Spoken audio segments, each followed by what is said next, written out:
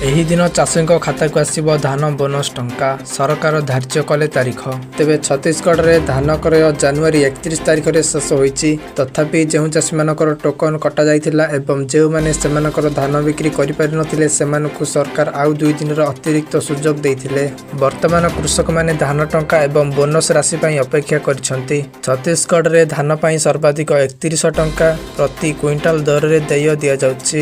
ଏହା ସହିତ ସମର୍ଥନ ମୂଲ୍ୟ ଛଡ଼ା କୃଷକ ଉନ୍ନତି ଯୋଜନା ଅନ୍ତର୍ଗତ ରାଜ୍ୟ ସରକାର ଚାଷୀମାନଙ୍କୁ ବୋନସ୍ ମଧ୍ୟ ପ୍ରଦାନ କରୁଛନ୍ତି। ତେବେ ହୋଲି ପୂର୍ବରୁ ଚାଷୀଙ୍କ ପାଇଁ ଉପହାର।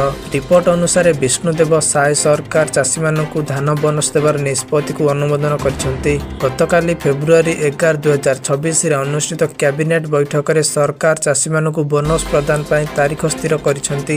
ହୋଲି ପର୍ବ ପୂର୍ବରୁ ରାଜ୍ୟରେ ସହାୟକ ମୂଲ୍ୟରେ ଧାନ ବିକ୍ରୟ କରୁଥିବା ଚାଷୀମାନଙ୍କୁ 3100 ଟଙ୍କା ପ୍ରତି କ୍ୱିଣ୍ଟାଲ ହିସାବରେ ଅନ୍ତର ରାଶି ସେମାନଙ୍କ ଖାତାରେ ଜମା କରାଯିବ ବୋଲି ମନ୍ତ୍ରୀ ପରିଷଦ ଗୁରୁତ୍ୱପୂର୍ଣ୍ଣ ନିଷ୍ପତ୍ତି ନେଇଛି। ଏହି ଦିନ ବୋନସ୍ ରାଶି ଆକାଉଣ୍ଟରେ ଜମା କରାଯିବ।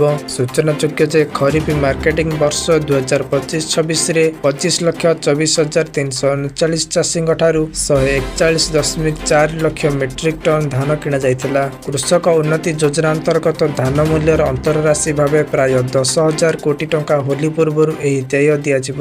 ଏଠାରେ ଉଲ୍ଲେଖନୀୟ ଯେ ଏହି ଋତୁରେ ରାଜ୍ୟ ସରକାର 1.57 କୋଟି ମେଟ୍ରିକ୍ ଟନ୍ରୁ ଅଧିକ ଧାନ କ୍ରୟ କରି ଏକ ନୂତନ ରେକର୍ଡ ସୃଷ୍ଟି କରିଛନ୍ତି। ଚଳିତ ବର୍ଷ 27 ଲକ୍ଷରୁ ଅଧିକ ଚାଷୀ ଧାନ ବିକ୍ରୟ କରିବାକୁ ପଞ୍ଜୀକୃତ କରିଛନ୍ତି, ଯାହା ପୂର୍ବ ବର୍ଷଗୁଡ଼ିକ ତୁଳନାରେ ଅଧିକ।